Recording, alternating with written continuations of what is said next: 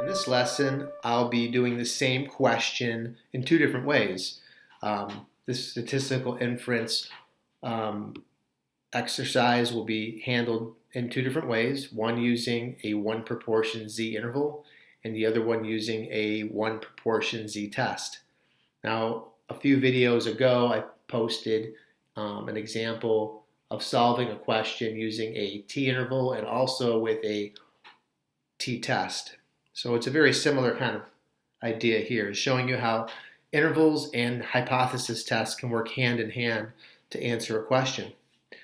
The question that we're going to be looking at to get together here is involving left-handed writers. So it's believed that 12% of people write with their left hand. And while taking a short survey about politics, researchers stood back and took a look at the respondents and found that 32 out of 200 of them chose to use their left hand to write on the form. So 32 out of 200 people were writing with their left hand. That's our sample, and 32 out of 200 people is 16%. So our sample came out higher than it probably should have. It should have been 12%. That's what the claim is, but we got 16%.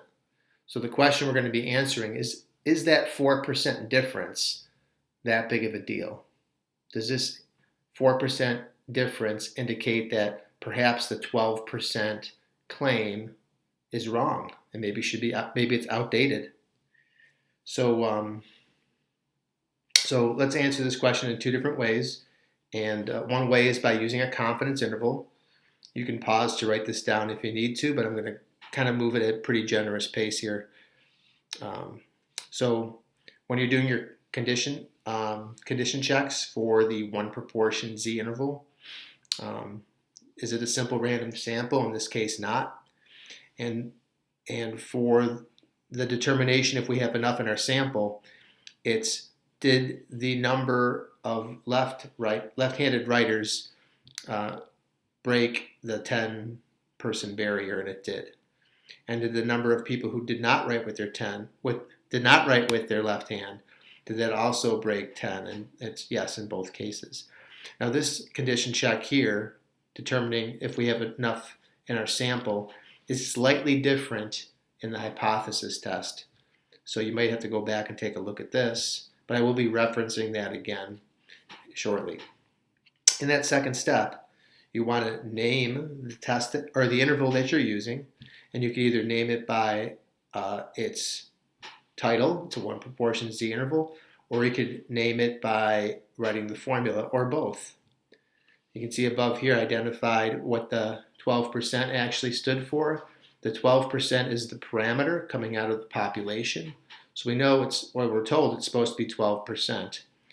Our sample of 200 gave us 32 out of 200, so our sample percent, so the sample is indicated by that pointy hat on the P, our sample percent was 16%. When you're using this formula for the confidence interval with a 1 proportion z interval, notice that in the formula there are P hats here. When we switch to a hypothesis test, it actually changes to being P's and not P hats. So there's some slight differences between the way that we're juggling these numbers around in the formulas, and that's something to take note of. But one thing that can alleviate a lot of those problems of making sure you're using the correct formula in that is by using the graphing calculator app or the graphing calculator to actually do the calculations for you.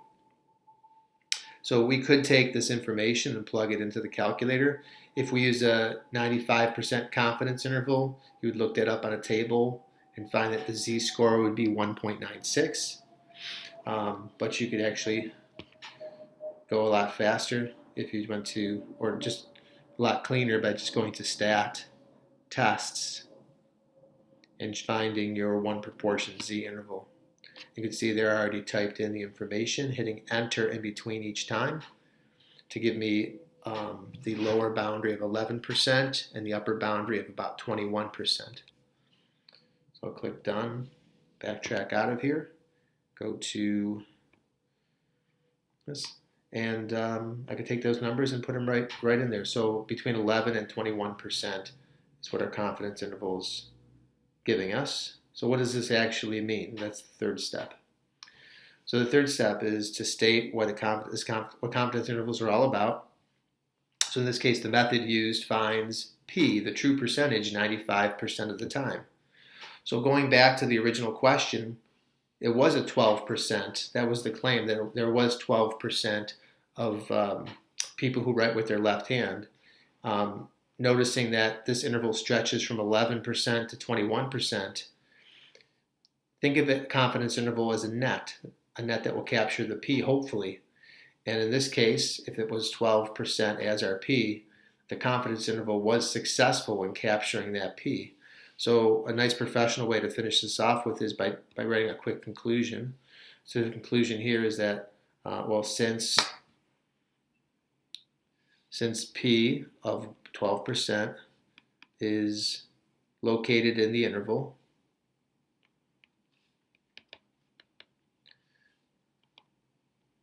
that supports the idea that the true percentage is 12. So we can agree that 4% is not that big of a deal, that 4% difference. We can agree that 12% could still be very correct, or is a valid claim. All right, let's take a look at another approach using a hypothesis test on the same exact question. So we could approach this question using a hypothesis test. We're going to start off with planning it out with 4 steps. The first step is to state our null and our alternative hypothesis. Of course, pause the video if you want to work ahead and get a little extra practice in, and then unpause it to reveal the answer. So here is the first step, is that the claim is that there is 12%, and with the way that our data worked out, it looks like it's higher than 12%. Remember that when you're doing a hypothesis test, the hypothesis test that we use will always include an equal sign here, and will always have the same number here. And it will never actually be a number that's coming from the sample. This is always information coming from the population. Now, the inequality comes from the impression we're getting from the reading, but also the results of the sample. Since the sample was higher, we're thinking that the true percentage isn't 12%. We're thinking it's greater than 12%. Okay, quickly moving on to the second step of the hypothesis test. Just as you do confidence intervals, make sure that you're naming the inference tool that you're using. So it's a 1 proportion Z test. It's important, making sure, we do several different hypothesis tests and several different intervals throughout the year and throughout our research. So it's a very good idea to inform a person what you actually did, or maybe you're just telling yourself, reminding yourself what you did use to answer the question. So when you're reviewing your research, you could actually say, oh yeah, that's right, I did a 1 proportion Z test. All right, so we're going to check our conditions here in the second step, and it's not a simple random sample, and this is where it varies just slightly. So it's not that the number that did is greater than 10 and the number that didn't is greater than 10. It's the predicted number of dids and the predicted number of don'ts have to be greater than 10. And the reason why it's slightly shifted that way is because when you're doing a hypothesis test, you're always in favor of the hoe throughout the entire test until the very end, where you might actually change your mind. It is very similar to the flavor of innocent until proven guilty. We're going to assume that this is actually true throughout our work.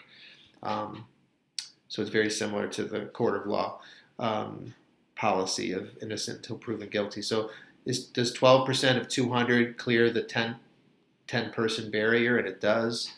And then the number that would be predicted that wouldn't would be 88%, and that's certainly more than 10 as well. Before you leave that second step, it's a very good habit to write down the significance level before you move on, and I'm choosing to use 5% there. Off to the third step. In the third step, as mentioned before, under the radical, we've got p's instead of p hats, and that has everything to do with the fact that we're assuming that the p is 12% right from the very beginning in our first step. So we're not going to use, why would we use the next best substitute? Why would we use p hat here when we've got p, which is supposed to be the true measure? So when plugging in all those numbers there, you could arrive at z is equal to 1.7 and the p-value is 0.04. You could also graph that on a normal curve, and you could have figured this out by using normal CDF from 1.7 to 1,000, with 0 and 1 being your mean and standard deviation. Or not. You could have actually just gone off to the graphing calculator or the graphing calculator app, clicked on stats, clicked on tests, find the one proportion z-test, and then enter all the information in there. The true percentage was 12%. There was 32 out of 200 people who wrote with their left hand. Just make sure that you're hitting the enter key in between each time you type those numbers in so that they're updated correctly. And then it comes down to just choosing the right inequality here. I've been actually seeing, and it's pretty common to see among younger students that maybe, or students that are new to the game of this, is that sometimes they'll end up shading it the wrong way. Maybe they're just ignoring that that's on the calculator down there and not realizing that shading is all very important. I'll emphasize this and maybe make this note, is very rarely have I ever done a hypothesis test where the shading cuts across 0. I mean, when you're shading, you're always shading out to the tails because you're trying to determine how rare it is that our sample came off its mark or worse. We're trying to figure out how rare our sample was. So when you're deciding on your shading, it always will follow the alternative hypothesis, and we think that the true percentage is higher, so it would be greater than. So how rare is it that our sample came out to be 16%? Well, this picture actually shows it pretty well. According to this, there is a good chance, but not a great chance, that actually it's off its mark by this much or worse. We would write those numbers down, so about 1.7 for the z-score and 0.04, about 4% for the p-value. And back off to the hypothesis test. Well, let me mention something else that maybe I haven't emphasized enough, is that these numbers here are very important. So be very clear and be very proud that you've got your z-score and your p-value. The z-score is so very important because it actually takes all the information in the question and basically boils it down to just one number. Sometimes a hypothesis test can be determined, the results of the test can be determined by just looking at the z-score or t-score alone. The p-value is giving us maybe a better way to communicate how rare our sample is. So we had 4%, and now it's off to the conclusion. The p-value is less than 5%. So we're going to reject the hoe. Now I mentioned that, yeah, that is interesting to me. Because if you go back to the first way that we solved the question, we accepted the hoe as being true. We accepted it being as 12% as a fact. So what I'm noticing here with solving this in two different ways is that we have this borderline case where if you solve it using a confidence interval, you're in favor of the fact that it's 12%. But now when you're doing it with a hypothesis test, you're actually rejecting the null hypothesis. So you're in favor of the idea that it's more than 12%. So why is it that way? Shouldn't they agree? Well, as I mentioned, it's kind of a borderline case because this probability is pretty much right up on that significance level. The reason why it's disagreeing is that a confidence interval and a hypothesis test will only agree if twice the significance level plus the confidence level add up to 100%. So did that happen here? 5% plus 95%. Let me back that up. So why is there a disagreement?